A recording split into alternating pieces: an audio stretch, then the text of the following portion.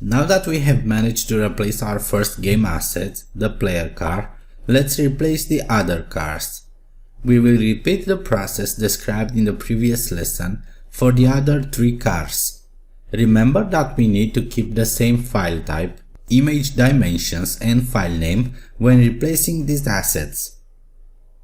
Let's start with this green car. I don't know exactly what model is. I will open up the car in Photoshop and will draw a selection around it in order to reduce the space that surrounds the car. I will copy the selection and then will create a new file. Again, make sure that the background content of the newly created file is transparent. Then I will paste the car into the new file. It looks like it is centered, so I can just resize the image. Again, this will need to have 100 pixels width and 189 pixels height. Finally, I will save the file. This will be saved in the same location as earlier, overwriting the existing car2.png file. One thing to notice here is that while car1 and car2 are facing the top of the screen, car3 and 4 are facing the bottom of the screen. We'll need to take that into consideration when saving these images. But right now, I will overwrite the car2.png file and will click yes when asked about replacing it. Next, let's use the red Ferrari as car3. We'll open this in Photoshop and we'll select the car image.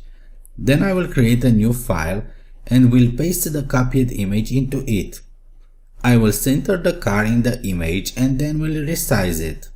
As discussed earlier, car3 is facing the bottom of the screen, so we'll need to rotate the image before replacing the file. I will do that by accessing the image menu and selecting image rotation from there.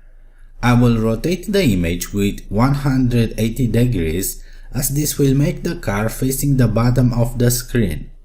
Now that the image is resized and rotated, let's save the file by replacing the car3.png file. And finally, let's pick the yellow Lamborghini. I'll start by opening the file in Photoshop, selecting the car, copying it, creating a new file and pasting the image into this.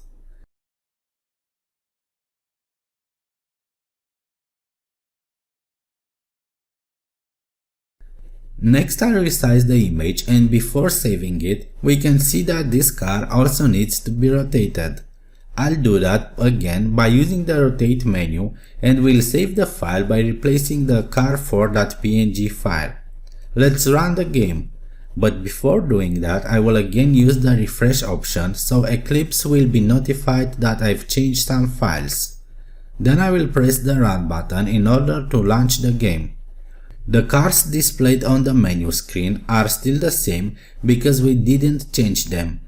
We only changed the ones which appear when we play the game.